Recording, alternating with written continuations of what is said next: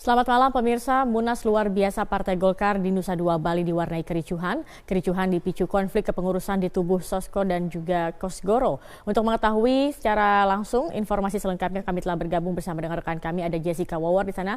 Jessica, apa konflik yang terjadi sehingga memicu kericuhan?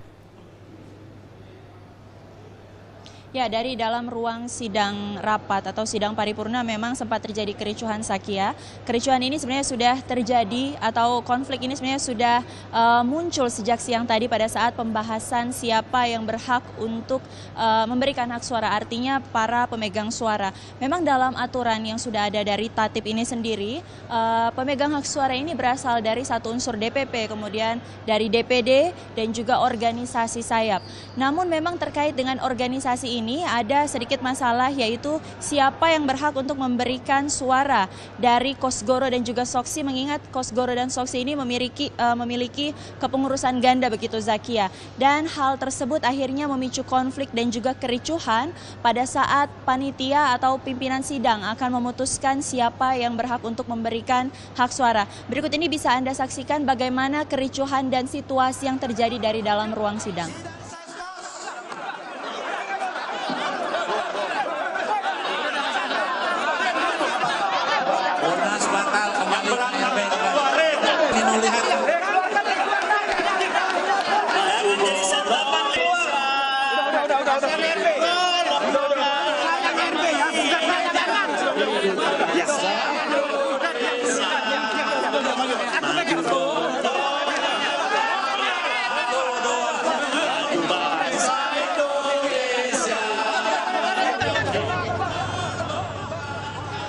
Untuk menentukan siapa sebenarnya yang berhak untuk memberikan hak suara pada saat nanti pemungutan atau pemilihan atau pengambilan voting nantinya, Zakia, memang dari komite verifikasi sendiri pada saat sidang tadi menyatakan masih akan menunggu terkait dengan putusan dari Kemendagri dan juga Kemenkumham, dan akhirnya diputuskan untuk Soksi milik suara yang berhak untuk memberikan hak suara adalah Soksi di bawah kepengurusan Ade Komarudin, dan untuk Kosgoro adalah Kosgoro di bawah kepengurusan Agung Laksono. Hal inilah yang langsung memicu konflik atau keributan dari Kosgoro kubu Aziz Syamsuddin, sehingga memang kericuhan dari dalam ruang sidang ini tidak terelakkan dan situasi di dalam sempat sangat tidak kondusif.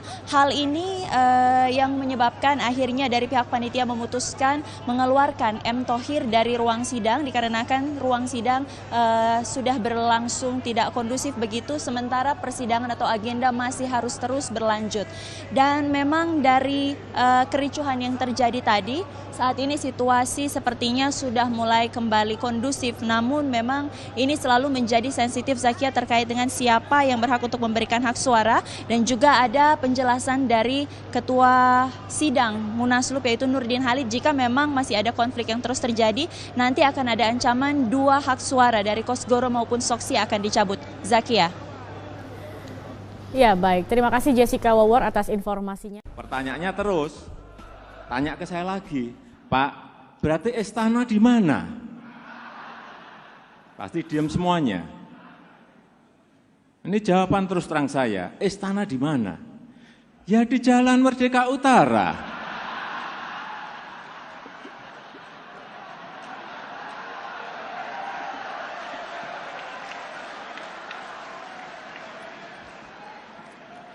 Karena saya ini mau jawab juga, jawaban saya apa?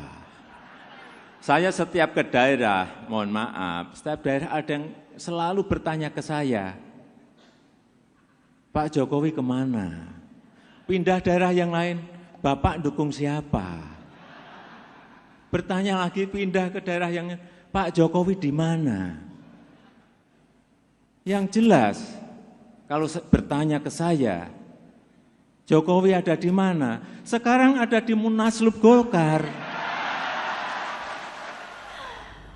Baik, untuk membahas ini kita langsung saja mengundang Direktur Eksekutif Indobarometer Muhammad Kodari. Selamat siang.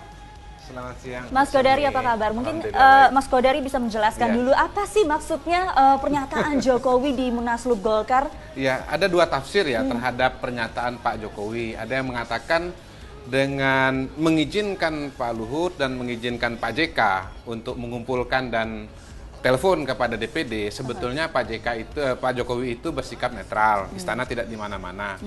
Tapi kalau saya sih sebetulnya melihat pesannya lebih kepada menjustifikasi tindakan Luhut selama ini yang dianggap mendukung salah satu calon, mengumpulkan para pengurus DPD, kemudian menelpon sana-sini. Nah, cara Pak Jokowi menyampaikan justifikasinya ya dengan bahasa yang ringan ya, dengan mengatakan ya Pak Luhut kan mantan ketua dewan, mantan penasihat Golkar, jadi ya silakan saja begitu. Jadi saya punya tafsir begini karena apa? Selama ini yang dipersoalkan mendukung salah satu calon itu kan Pak Luhut begitu. Jadi dengan pernyataan di pidato itu sebetulnya Pak Jokowi seperti memberikan justifikasi. Ya, Mas Kodari, malam ini ada 8 calon ketua umum yang akan bersaing. Bagaimana Anda melihat peluang dari 8 calon ini? Kalau kemarin ada banyak analisa yang mengatakan ini pertarungan antara 2 kandidat kuat ya, antara Setia Novanto, SN, dengan Ade Komarudin atau Akom. Lalu kemudian dirumuskanlah akan muncul calon kuda hitam atau calon ketiga yang dijuluki sebagai calon poros tengah. Tapi saya kira perkembangan 1-2 hari ini menunjukkan konstelasinya tidak seperti itu. Yang terjadi adalah Setia Novanto atau SN berhadapan dengan poros tengah. Nah, siapa yang mewakili poros tengah ini menurut saya kita bisa siapa saja. Walaupun kalau misalnya melihat perkembangan memang salah satunya tetap Akom. Tapi bisa juga di situ muncul nama Airlangga Hartarto. Bahkan bisa juga muncul nama Aziz Samsudin. Nah, kenapa nama Aziz Samsudin? Karena menurut saya salah satu variabel yang penting ketika bicara siapa kandidat yang kuat, tetaplah ada faktor Abu Rizal Bakri di sana sebagai ketua umum. Saya kira dinamika dari pembukaan Munaslup kemarin menunjukkan pendukungnya Pak ARB memang masih banyak. Di sisi yang lain memang kan backbone atau tulang punggung dari kepengurusan Munaslup ini kan basisnya adalah pendukung atau pengurusan Pak ARB ditambah kepengurusan dari Bung Laksono. Nah, Pak ARB itu kan boleh dibilang pada saat ini dari 8 calon yang paling dekat dengan dia adalah Setia Novanto dan Aziz Samsudin. Itu sebabnya saya mengatakan Aziz bisa juga jadi kuda hitam. Kita coba tunggu ya apa hasil voting nanti malam. Kita review sedikit Golkar dari tahun ke tahun, mulai dari zamannya Akbar Tanjung. Mungkin memang bisa posisi menjelaskan. Partai Golkar ini kan partai yang mengalami penurunan prestasi ya. Tentu tidak adil kalau kita bicara masa Orde Baru karena waktu itu bukan sistem demokrasi. Nah, kalau kita lihat di masa paling sulit tahun 99, Partai Golkar ini masih bisa mendapatkan 128 kursi atau 21,58% suara.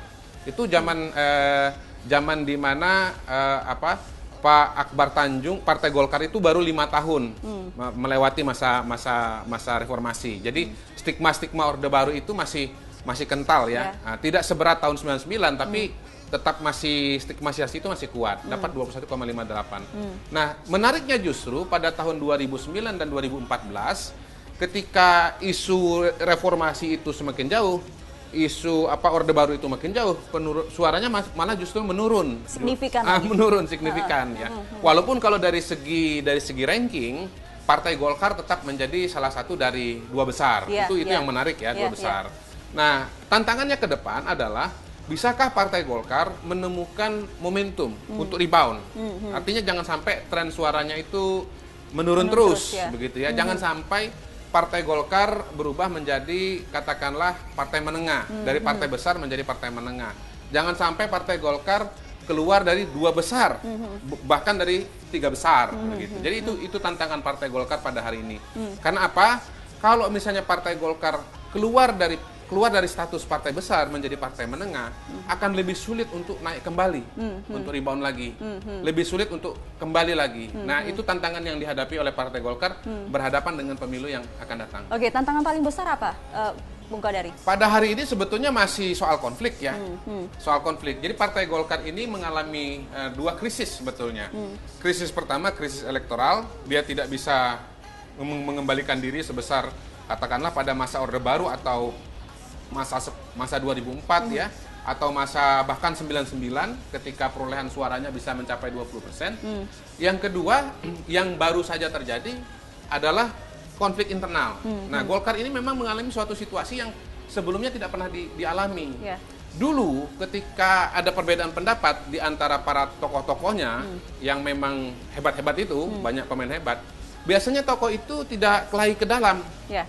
Dia mendirikan partai sendiri. Jadi tidak mengganggu-ganggu atau ngacak-ngacak di dalam. Dia mendirikan partai sendiri. Tidak memecah belah. Tidak memecah itu, belah. Ya, ada banyak contoh. Misalnya katakanlah Prabowo, Pak Wiranto, Pak Surya Paloh itu memilih jalannya sendiri, begitu. Tidak ngacak-ngacak di dalam. Nah, kali ini terjadi proses konflik internal di dalam dan itu membelah Partai Golkar. Nah, kalau partai sudah belah secara organisasi, itu boro-boro mau menang gitu. Dia mengikuti peristiwa yang ada saja itu sudah kesulitan. Dan contoh itu sudah terjadi di 2015. Ada banyak sekali calon-calon Golkar yang tidak bisa nyalon. Kalaupun bisa nyalon lewat partai lain. Dan yang jelas persiapan calon-calon Golkar dalam pilkada kemarin jauh dari ideal. Jauh dari ideal. Semuanya serba mepet, semuanya serba terbatas. Ya, ini juga jadi tantangan dari Partai Golkar juga menjaga solid bagaimana betul. Jadi internal itu. pada hari ini tantangan pertama Partai Golkar adalah menjaga soliditas. Setelah ini solid kembali, baru kemudian bisa bicara mengenai pemenangan pemilu. Oke, baik. Terima kasih M. Kodari. Baik. Bung Kodari untuk waktunya di Netizen News.